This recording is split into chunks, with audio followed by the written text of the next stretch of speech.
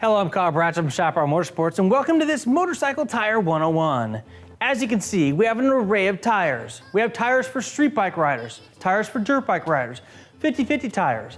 But none of that matters unless you know which tires are proper for your motorcycle. Now, there are two surefire ways to find out what size tires are on your vehicle. The one I always recommend first is going to the side of the tire and reading it directly, 110, 118. Why is that? If you go in and just tell somebody, oh, I've got a KTM 300, you might get a 140, you might get a 130, you might get a 120, but this specific bike takes a 110. The other way you can take a look and see what tire size you've got is by going directly to your manual. Like I said, all the EXC 300s take a 140, 80, 18. This particular bike, though, takes a 110, 118.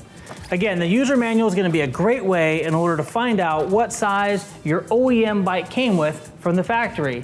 Now, if you've done a wheel upgrade, you might find a different number on the sidewall of your tire. But again, those are two ways that I recommend you find out what size tire your motorcycle takes. Now that we know where to find our tire sizes at, let's go talk about the three main formats that tires come in. We have metric, alphanumeric, and straight numeric. The most common format for tires is the metric format. Here we're going to see a 180 55 ZR17. We're then going to see a 73W. What this is going to mean is this tire is 180 millimeters in width. This 55 is the aspect ratio, so the sidewall is 55% of that total width. Z is a speed rating, so that's going to be that this tire can go to extremely fast speeds, over 149 miles an hour. The R is going to be radial, and the rim diameter is going to be 17. Now, that's going to be the most common tire size format that you're going to find. You're going to find that on street tires, dirt bike tires, ADV tires, just about everything out there. Now, when you get to the Harley motorcycles or the old vintage V-twins, that's where you're going to come in with the alphanumeric. It's going to be an MT9016. This is basically going to be the equivalent of a 130 series tire that's going to mount to a 16-inch rim. Now, they also have the same type of load rating and speed rating. We have a 74V in this particular situation, whereas that previous one was a 73W. Now, what do those numbers mean? So the weight rating difference between the 73 and the 74 is going to be about 20 pounds. The 73 is going to carry 805 pounds versus the 74 that's rated for 827 pounds. Now, what do the letters after the numbers mean?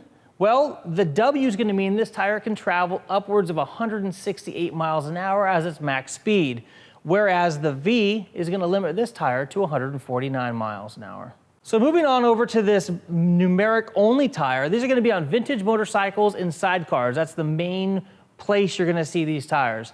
So this 5.0 to 5.10 is going to be the equivalent of a 130 series tire. So these are very similar, if you will, as far as the width goes. The 16 is going to tell you that they both are going to mount on 16-inch wheels. Now, this numeric only tire is going to have a very similar load and speed rating. The 69 means this tire can handle 716 pounds of weight, and that S speed rating means it's only rated at 112 miles an hour.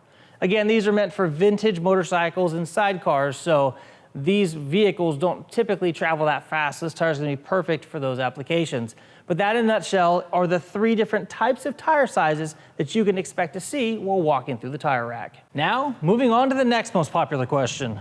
To tube or not to tube? Now that's the question. We've got several bikes these days that are running the same size tires, but they have very different rim characteristics.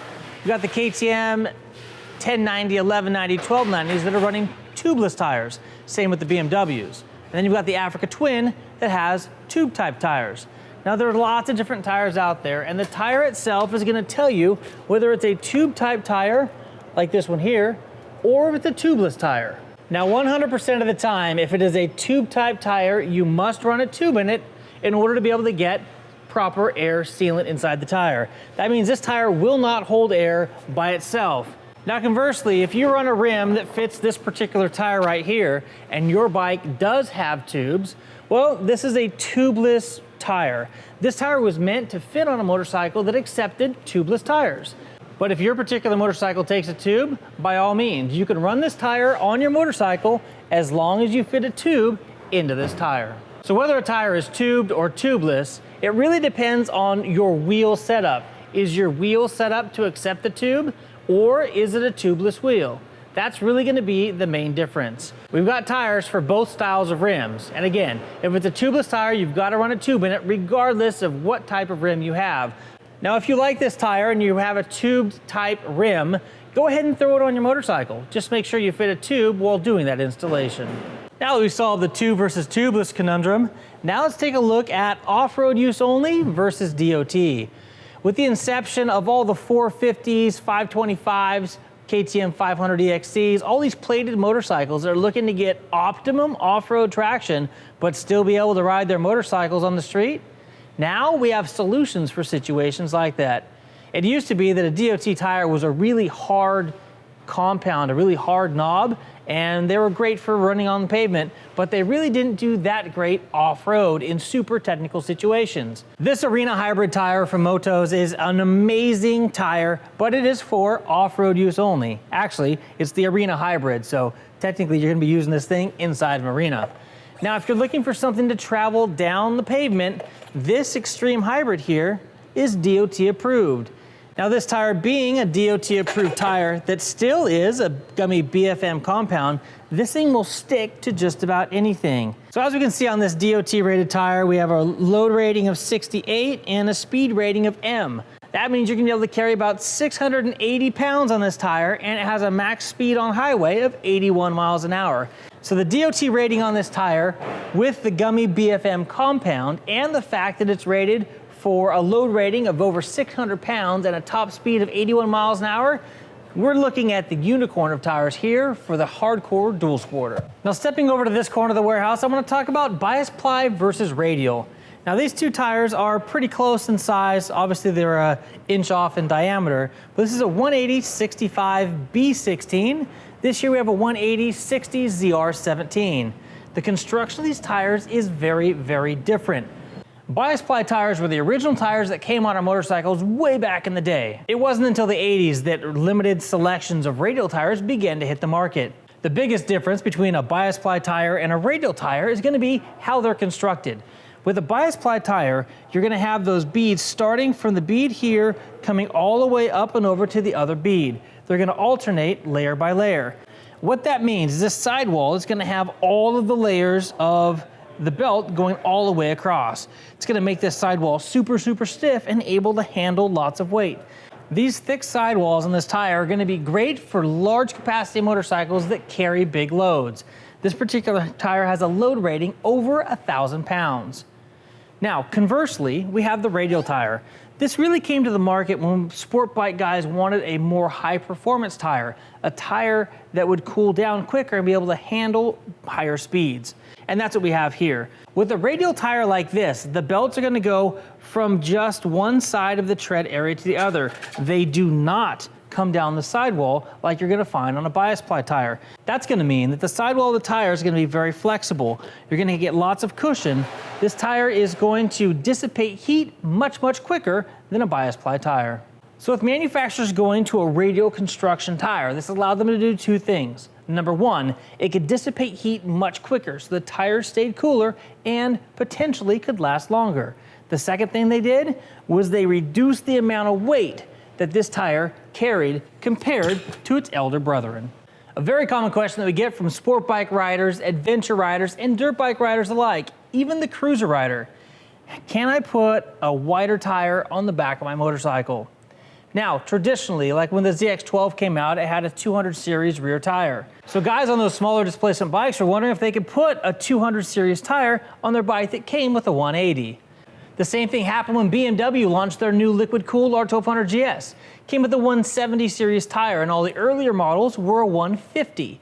So the guys with that 170 wanted to run a super knobby tire, but they didn't exist. So they were taking 150s and mounting them on the 170 wheels. Conversely, the guys with the 150 wanted to have that larger look, so they thought about going to the 170. Now, depending on your motorcycle, how much room you have and clearance you have in the swing arm with your brake components, things of that nature, the fender well itself, a lot of guys on cruiser bikes were going up to a 200 series tire. What would happen then was their tire would actually rub on the inner fender well of the motorcycle. Not okay. Now, even if you can squeeze a tire onto a rim, it's not really the best thing for handling, and it's always best to run the specific tire size that your rim was manufactured for. Why, you might ask? If you're taking a narrow tire and trying to put it on a larger rim, what happens is the sidewall is going to get pulled out. It's going to flatten this plane, and this tire is going to go from being a very good handling tire to a tire that's going to make your bike turn like a truck. Conversely, taking a 200 series tire and trying to squeeze it onto a rim intended for a 180, what that's going to do is it's going to pull the sidewall of the tire in like this. It's going to create a very steep breakover angle here. And two things are going to happen. Number one, that tire is going to turn into a corner super fast.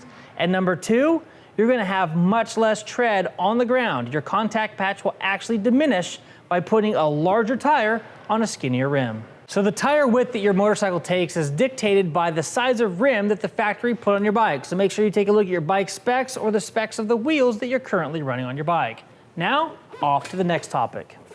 Now, you're not going to see them on most sport bike tires, dirt bike tires, or the majority of adventure tires, but there are still lots of tires out there that use these mysterious dots. These are called balance dots. On larger, heavier tires, manufacturers put these dots at the lightest point of the tire. That would give you a spot to line up your valve stem, which is traditionally the heaviest part of your rim.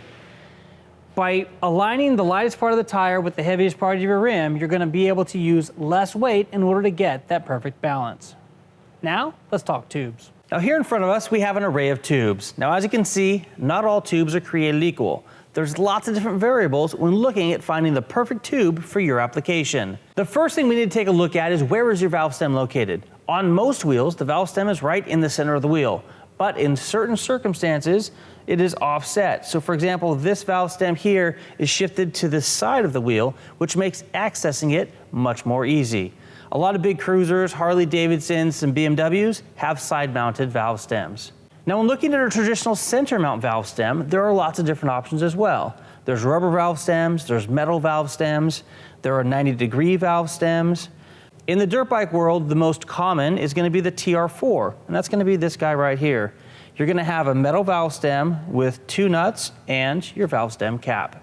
The next thing you want to take a look at is, what size do you need? Now, typically tubes are sized very similar to the numeric scale. As you can see here, we've got 4 inches to 5 inches is going to fit a 110, a 120, a 130, a 140. And of course, this is a tube for an 18-inch wheel. So every tube that you're looking at needs to be the correct wheel diameter for the application that you've got. So this here is a really good example of how tubes are typically sized. You can see it's a numeric size here on the end. So this one, it goes to 4 inches to 5 inches, and it's an 18. Next one down is a smaller one. Next one down, we have a 3.5 to a 4 and a 19. So you're looking at an inch size, and then the rim diameter is really what you're looking at. So in this case, a 4 to a 5 inch in an 18 is going to fit a 110, a 120, a 130, and a 140. It's a really big size range, and that's because inner tubes are extremely flexible. Now, I just mentioned that tubes are flexible. Now, are they all created equal? They are absolutely not. Some tubes are synthetic, some tubes are a full natural rubber, and as far as weight goes, there's a lot of varying factors. The typical standard duty tube, like you'd see here on the right-hand side of your screen, is going to be a 2mm tube. If you just go pick up a standard tube, most likely it's going to be 2 millimeters. If you're looking for a heavy duty tube, that's going to start at 2.8 millimeters and go all the way up to 4 millimeters in thickness. Now, what type of size difference or increase you're going to have if you're looking to carry or pack with you a heavy duty tube? A lot. So a standard duty tube is great for street use and for off-road use. As soon as you get into the heavy duty realm of things, it is highly recommended that you do not use those for on-road use. They are for dirt use only. And the reason for that is this rubber is really thick. It can generate lots of heat, and that heat can cause a failure if running down the highway. Now, if you're looking to pack something with you on the trail, I highly recommend packing a standard duty tube, 2 millimeters in thickness, that has the most universal valve stem you can possibly find. That's going to be your TR4. Now, why am I recommending this?